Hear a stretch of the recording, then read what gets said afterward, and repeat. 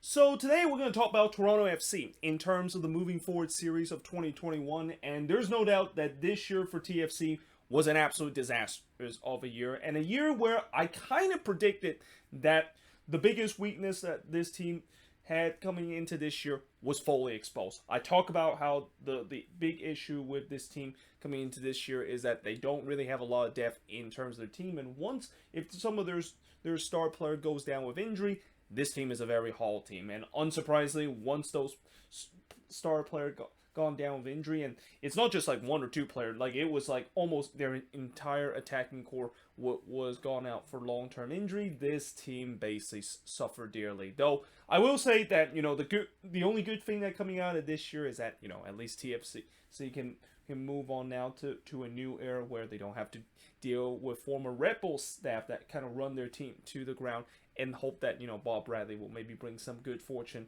back to this team. But overall, in terms of this season, I mean, the other good news you could say is that at least they didn't finish dead last in the Eastern Conference, but the record itself is just as bad as the team that finished dead last in the Eastern Conference, that is FC Cincinnati, and kind of almost go back to the doldrum that they were when they came into the league, finishing near the bottom of the Eastern Conference year after year. But they finished this season with a 6-10-18 record and only 28 points. They scored 36 goals this season, but they gave up 66 goals this season, which only FC Cincinnati has the worst goal allowed total this season. And the goal differential is -27, which is also so the worst if you don't include FC Cincinnati, that also had a pretty bad goal differential too, or actually has a worse goal differential than they had.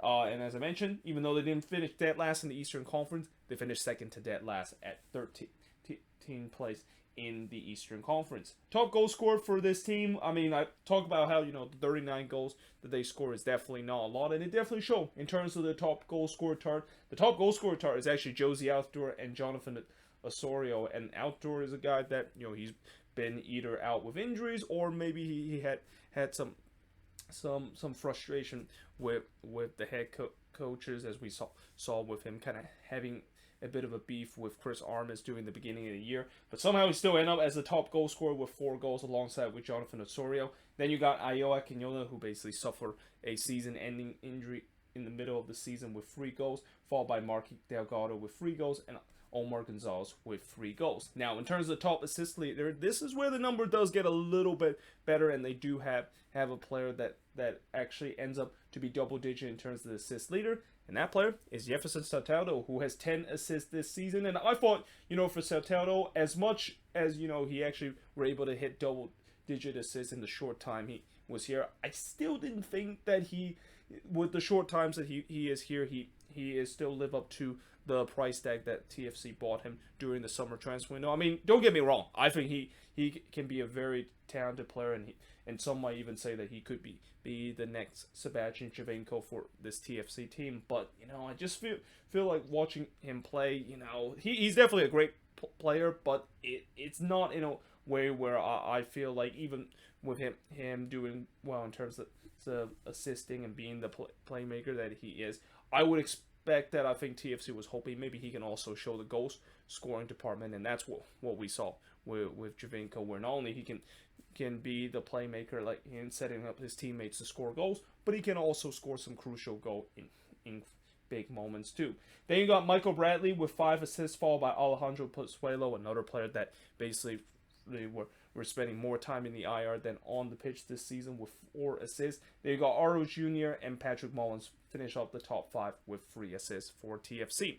Now, what went right for this team? Again, anytime when I talk about bottom feeder, I do have to kind of nitpick a little bit. But, if there's one thing that went right for them, is the CONCACAF Champions League this season, where even though I know they didn't get all the way to the final like they did back in 2018, this was kind of unexpected. The fact that, coming into that game against Lyon, where they were basically they were basically putting a TFC team against the reigning Liga MX champion. And if you know about the TFC2 team, yeah, that is not a good team whatsoever. So the fact that they were able to play against Lyon and able to beat them and move on into the next round, that was nothing short of a miracle. I mean, I don't think even TFC fans could have imagined the fact that they would have actually moved on into to the next round after beating a Liga MX's powerhouse team, but they didn't. They move on into the next round, though. The next round is when the reality check kind of began, when they lost to Cruz Azul in the two-leg affair. But like I said, when you are able to beat a Liga MX team when nobody expected you to beat, that has to be a good feeling. And you're also being part of history of not of the numerous or the few MLS team that is able to beat a Liga MX team in CCL.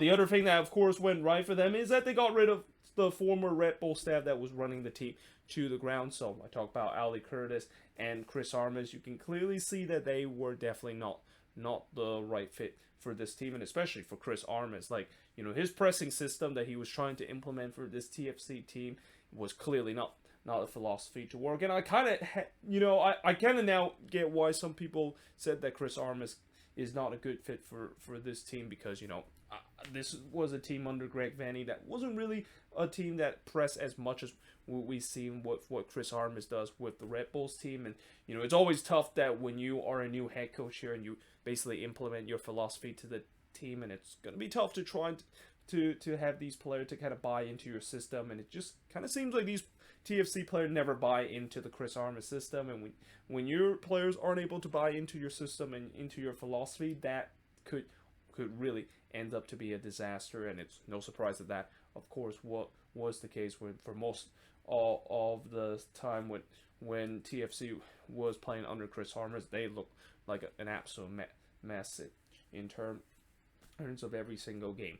And then, of course, the last thing that kind of went right, I mean, this is kind of indirect, but I guess they can say that at least they sort of ruined Montreal's chance to make the playoffs. I mean, even if Montreal did get 3 points in that game against TFC, I don't think they would have passed against the Red Bulls. I think they would be tied on points, but the Red Bulls, I think they do have the wins in terms of them. Well, actually not the wins, but I think the goal differential for the Red Bulls was a little bit better than Montreal. But, at that point we knew that was a crucial game that Montreal was playing against Toronto in the Canadian Classic, and that was really one of the few times that Montreal was heavy favorites in the Canadian Classic. And the fact that TFC was able to ruin some of the chances and kind of break the hearts of Montreal with them scoring late in that game to really put Montreal kind of in a bit of a depth blow in terms of their chances of making the playoffs. I'm pretty sure TFC fans really enjoyed that game, even though they didn't win that game, even with the late equalizer that they had.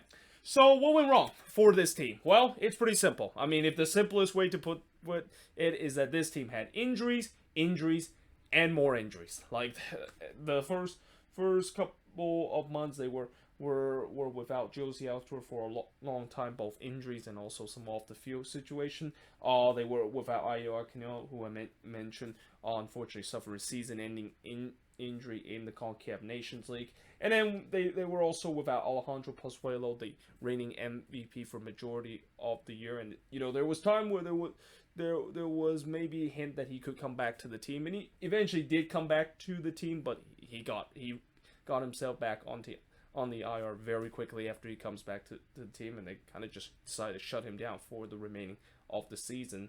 And as I mentioned in the beginning of the season, and really in the beginning of the video, when they suffer these back-breaking injuries, this team is a very hollow shell of themselves, which is where I get to the second point of talking about what went wrong for them, is that they have no depth in this team. Like, they try to put some of these young guys to fit in the shoes of these star player that they had, and most of them are either not ready or they just it was just simply too much to ask for them to into their shoes. And once that of course is happened, you can definitely see that there was just no surprise that they just could not get anything going. And then of course the last thing is something that I also mentioned before, the Chris Armas fiasco. I mean, it's hard to believe the fact that he was out after just 11 games and that he didn't even make it to coach's team when this team went back to BMO Field in August. And the fact that there also is another thing that I think a lot of TFC fans are not going to be happy that kind of ends up to be a disastrous season, is the fact that the front office never really tried to find a permanent head coach to replace him. And the interim that was basically coaching this team, I thought he was only going to be there for a couple of weeks. I mean, you can definitely see some of the resort where, besides that one game where the game after they fired Chris Armas, they were able to win 3-2 against New England on the road, and we thought that at that point maybe this is where TFC is going to start to turn around, and the players seems like now they are trying to respond and just kind of maybe playing for their interim head coach and try to impress him. And it turns out that was the only case, because these next couple of games they were back to the state that they were under Chris Armas, a team that was very lifeless and just aren't able to get a lot of wins. And the fact that the front office didn't think about immediately maybe finding a replacement is kind of a surprising, and in almost like it's like the front office kind of gave up on the season, which I'm pretty sure if you're a TFC fan, that has got to be something that has to be frustrated. The fact that you're only 11 game into the season, sure you're probably 1/3 into the season, but there's still a long way to go. So why in the world did they decide to just kind of punt the season and not think about maybe finding a permanent head coach that kind of stabilized the ship and maybe get this team back on track and maybe even make a late playoff push late in the season? But nevertheless, moving forward for TFC heading into next season, obviously the biggest question this offseason for Toronto is what exactly is Josie Altidor's future with this team? And then, of course, we also have heard about the crazy rumor about Javanco potentially coming back to TFC. I mean, both of these things, this has kind of been a rumor that has happened for the past couple of months. And in the case of Josie Altidore, it feels like this has been a rumor and a saga that's been happening for the past 2 years, where we just don't know exactly whether or not if Josie Altidore is going to stay with this team. I mean, there's times where it seems like his time with Toronto was over, and then all of a sudden he decided to stay, and the team decided to offer him a new contract extension. And now, with sources saying that it seems like they are going to finally cut ties of Josie Altidore. It seems like maybe his future is going to be finally over, and that saga of him potentially leaving TFC is going to be finally over too. And it's such a shame that this is how it's going to end up, because we know Josie Altidore and what he has done to this team. He was part of that core that basically made this team being one of the best team, if not the best team we have ever seen in MLS back when they won MLS Cup back in 2017. And then, of course, with the Javanco situation, I don't know if bringing back Sebastian Javanco is going to really help this attack. Like, first of all, Javanco, he's really getting up to that age. Like, a lot of the reason why he decided to leave TFC is maybe he's just going to the Middle East to collect his last paycheck before he decided to ride off the sunset. I didn't expect the fact that he would even think about coming back to this team. And when he does come back to this team, I expect it's not going to be anywhere near a DP contract that they're going to give him. Like, if they give Javanco a DP contract, that would be the biggest mistake that TFC would ever made. And I think if he does come back, he'll more likely be kind of a super sub kind of player, or a player that kind of is more for the nostalgia kind of moment, rather than a player that you think that is going to get this team back to an Eastern Conference contender like they've been the past couple of years. And then, of course, the next thing that moving forward for this team, now I know this is the one, if not the biggest spender in the league, where we've seen Toronto have been not afraid to flex their muscle in terms of the financial department, in that they have made a lot of big signing and splash a bunch of money to get some big players either in South America or in Europe. And I know it's very tempted to say that they are going to once again try to do the same thing this offseason. I mean, it's pretty clear that I don't think they're going to go through a rebuild, and certainly I think their fans would not allow it. Their fans want to see this team back to be in an Eastern Conference contender, and the only way to do so without going for a rebuild is you really need to start maybe spending some money and hope to try to get some big signing to kind of improve the team. But I think for me, the real thing that they might need to do, besides maybe getting a big money player, like if there is a player that or if there is a position that I think they might need to spend some money, is that number 9 position, because with Josie Altidore potentially leaving this off season, and Iowa most likely not going to come back until the middle of next season, that question in that number 9 position is going to be an interesting situation, and I expect that they're definitely going to spend some money in terms of that position. But besides that, I think they really need to more focus on the depth situation, because again, this team, I said it in the preview, this team, if they have going through a bit of an injury crisis, this team is doomed to fail. And unsurprisingly, throughout the season, we've seen how as soon as the injury crisis begin, they just could not have any players to step up to fill the shoes of those star player, and basically just kind of collapse throughout the entire part of the season. So I think for me, they're gonna definitely focus on that department too, and also maybe even trying to find a new backline, because when you backline give up 66 goals, most likely you need to find some replacement, or at least some of the players in that backline probably is going to have to go down the depth chart. They also maybe think about spending big money in those positions too. And then the last thing moving forward for Toronto is that will Bob Bradley build a good team and guide this team back to being contender in the Eastern Conference? And actually, I should maybe just rephrase that question, because it's pretty obvious that answer or that question is going to be a yes, and that we've seen what Bob Bradley have done with LAFC, and in this short time built a very successful team that won the Supporter Shield and also came just one game short of making MLS Cup. And I have no doubt that, it's not surprised that Bob Bradley decided to go with TFC. I mean, not only to reunite with his son Michael Bradley in this team, but also the fact that you know that TFC is not going to be afraid to give Bob Bradley the resources to spend some money, and I think that's kind of also something that Bob Bradley was looking for. He wanted to join a team that is able to give him the money to kind of build the teams that he likes to feel, and it's going to be interesting to see what kind of team he's going to build, and that if he is able to finally achieve what I've said previous in terms of the moving forward, and how they need to have some depth signing in this team.